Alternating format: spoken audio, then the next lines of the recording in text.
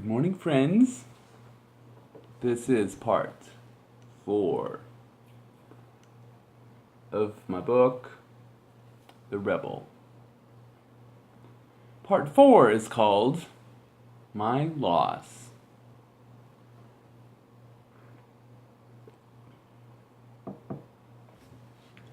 At a more personal note, I also grew up in a community sort of cut off from the rest of the world.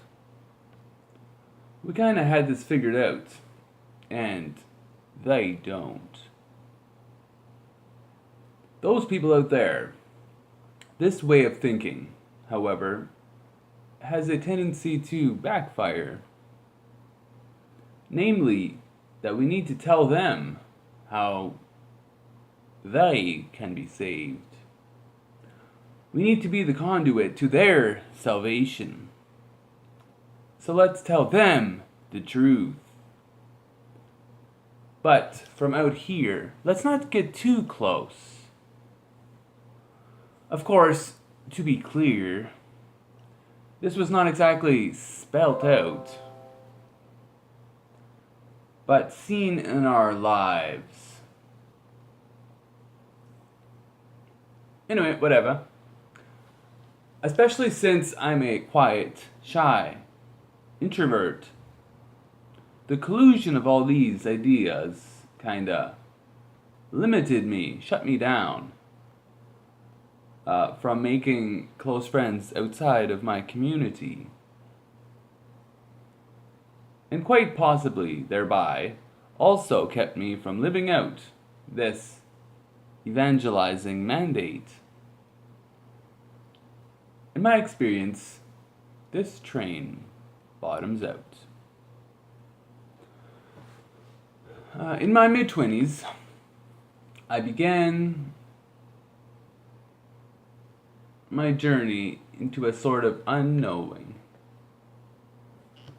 Entering into the state of the rebel, as I'm naming it for this book. Now, to be honest, I've always been interested in the other side. The alternative view. In my teenage years, for instance, I was questioning radical ideas like, is rock and roll really always of the devil? Like you do. Is it evil?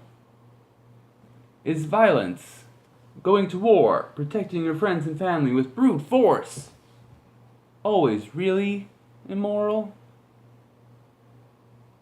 Or even, is interacting with violence in entertainment, video games, and movies always bad? Or pushing it back another level, can movies ever be good? And now we're back to my mid-20s. In my mid-20s, I got introduced to questioning assumptions and deconstruction, starting with the work of Peter Rollins in particular, then expanding to several other radical theologians. In the beginning of this process, I clearly recall a friend confiding to me that, "Sometimes I doubt God's love." To which I responded far too quickly that, though I had questioned just about everything,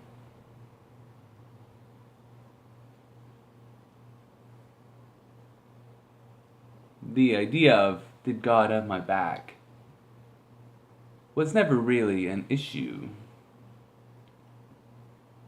Looking back now, this confession, if you will, seems to have been a haunting, prophetic whisper of things to come. An indicator of what was on the horizon.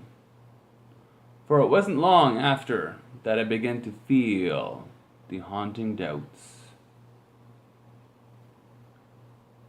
Who is God? The quandary. What is God? The shocking confession, where is God? And the call of a child, where are you, God?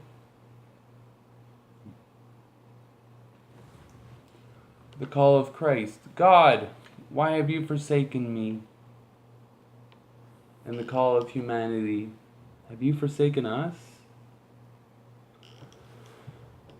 Slowly, nihilism seeps in.